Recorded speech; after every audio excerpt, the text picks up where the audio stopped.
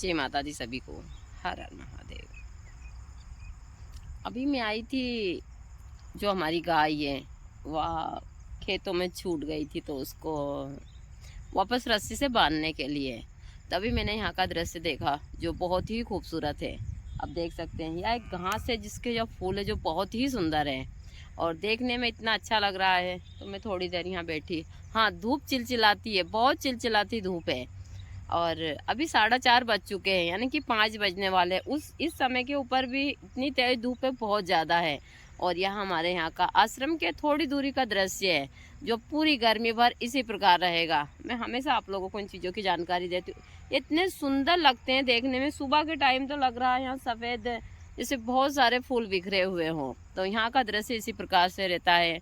और इस समय के ऊपर बहुत सारे से पेड़ पौधे हैं जिनमें जैसे कि प्लास के पौधे हैं जिनमें बहुत सारी ये फूल वगैरह सारी चीज़ें हैं। तो मैं आप लोगों को हमेशा इन चीज़ों के दृश्य दिखाती रहती हूँ। तो अभी मैं यहाँ बैठी थी सही, तो यहाँ का दृश्य देख सकते हैं। बाकी के तो किसानों के गेहूँ आ चुके हैं इस साइड में भी, लेकिन धूप इतनी तेज़ है, बहुत तेज़ धूप है। और इसी धूप में मैं अपनी गाय को बांधने के लिए आई थी। अमन बाबा किसी काम से बाहर गए थे तो मैं गाय को बांधने आई थी। तो मुझे यहाँ का दृश्य अच्छा लगा तो मैं बैठ गई यहाँ पर। और आज दिन भर से वीडियो भी नहीं बनाया था तो छोटा सा वीडियो बना लिया। तो ये हमारे यहाँ का यह तालाब है जो बारिश में भरा हुआ रहता है। अभी तालाब सूख चुका, लोगों ने उसमें कुछ मसूर वगैरह भी बो दी है। अभी भी मेरी आवाज़ ठीक नहीं हुई बाबा की शादी के बाद से, इसी हिसाब से सारी चीज़ें चल रही हैं। काम काज भी मतलब बहुत सारा है, तो उसमें भी मैं बिजी रहती हूँ। दवाई बनाने जा रही हूँ जो काफ़ी महत्वपूर्ण है। यह मेरे पास में है नींबू हरे वाले, क्योंकि इस समय के ऊपर मुझे पीले नींबू नहीं मिले, पके हुए तो हरे ही मिले हैं। तो मैं हरे नींबू से ही यह दवाई बना रही हूँ। यह दवाई काफ़ी महत्वपूर्ण है। यह जो मेरे पास में यह कांच की बोतल है, इसमें कांच की बोतल ही लेनी चाहिए। यह बबूल है, बबूल की छाल, इसको हम अंतर छाल बोलते हैं। उसके बक्कल है जो मैंने इसमें रखे हैं, और इसमें इस बक्कल को मैं पूरा जो नींबू का जूस है यानी कि रस है उसमें डुबा कर रखूंगी, और इसकी एक विशेष दवाई बनेगी जो बहुत सारे गुप्त रोग में काम आती है। यह बहुत ही चमत्कारी और बहुत दिव्य है। एक पुरुष के सभी प्रकार के गुप्त रोगों को ठीक करती है। गुरुजी ने पहले बहुत सारे भक्तों को दी थी, लेकिन मुझे किसी कारणवश से अभी इसकी ज़रूरत पड़ी है, तो मैं यह बना रही हूँ। इसमें से जूस रस बहुत कम निकल रहा है। रस की मशीन है जिससे रस बनाया जाता है, तो कच्चे नींबू है तो रस बहुत कम निकल रहा है, लेकिन फिर भी काफ़ी मात्रा में निकल रहा है। तो मुझे यह पूरी बोतल रस से भरनी है और फिर इसका प्रयोग किया जाएगा, क्योंकि इसका प्रयोग गुप्त में नहीं बता सकती। तो यह ज़्यादातर पुरुषों के लिए उनके गुप्त अंग के ऊपर इसका लेप किया जाता है और बहुत सारी बीमारियां इससे ठीक होती है। तो मैं वही कर रही हूँ। तो हरे नींबू है। आयुर्वेद में ऐसी बहुत सारी वनस्पति है और बहुत सारे से प्रयोग है। यदि आप सही तरीके से करते हैं तो 100% लाभ होता है। तो आज मैं इसमें और भी बहुत सारी वनस्पति डालते हैं, जैसे कि जो हमारे तालाब में जो वहाँ घेंगे होते हैं, यानी कि जिसको हम गोमती शंख बोलते हैं, उसका चूर्ण दिया जाता है। लाजवंती का चूर्ण, लाजवंती की जड़ का थोड़ा सा बक्कल लिया जाता है, और भी बहुत सारी वनस्पतियाँ ली जाती है। तो मैं सारी चीज़ इसमें डालकर और कम से कम ज़्यादा नहीं तो 10-15 दिन के लिए इसका ढक्कन लगाकर बंद कर रख दूंगी, जब जाकर यह तैयार होगी।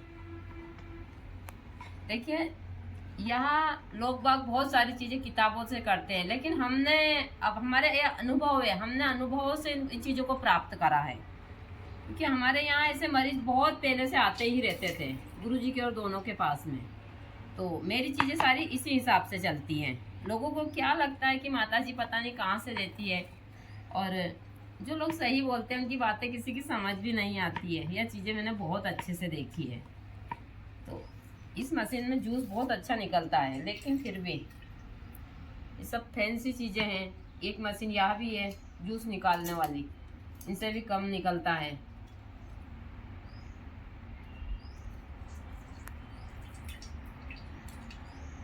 तो मुझे काफ़ी मात्रा में जूस चाहिए और इस जूस से ही मैं सारी चीज़ें करूँगी। इतने सारे नींबू सबका जूस निकालूंगी तो आराम से काफ़ी मात्रा में जूस निकल जाएगा। इतना जूस की आप बोतल पूरी भर आप, और काफ़ी मात्रा में तो मैंने इसका निकाल लिया है। या बक्कल इसमें डूबने चाहिए बस।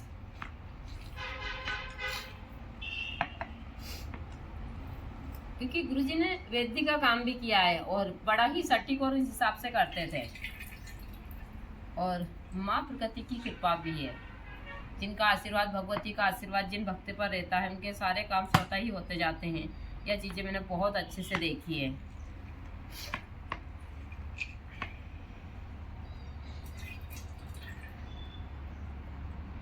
हमारे यहाँ काफ़ी मात्रा में नींबू है, लेकिन इस समय के ऊपर फूल आ रहे हैं। ये नींबू मैंने बाहर से मंगवाए हैं अभी। चलो बाबा एक थाली लेके आओ। जय माता दी सभी को, हर हर महादेव। मैं आई थी अभी इस साइड घूमने, फिर मुझे यहाँ दिखा चने का खेत। चने का खेत, हल्के से चने पक चुके हैं, लेकिन जिनका खेत है वहाँ गुस्सा करेंगे। तो यही है चने। अब मैं चने खाने के लिए लेकर जा, थोड़े से चने हैं, ज़्यादा नहीं है, क्योंकि इस साल हमने चने नहीं बोए हैं। तो हम आसपास के खेतों से ही इतने चने ले लेते हैं और खा लेते हैं। तो ऐसे है हमारे ही परिवार का खेत, जैसे कि हमारे बड़े ससुर वगैरह का खेत है यहाँ। लेकिन फिर भी मैं ज़्यादा नहीं, लेकिन हरे चने खाने से थोड़ी सी सेहत अच्छी होती है। तो मैं गई थी गाय बांधने के लिए, बाबा की गाय छूट गई थी, तो मैं गाय बांधने गई थी। तो फिर मुझे चने दिखे, तो इसमें बड़े चने, दोनों चने हैं।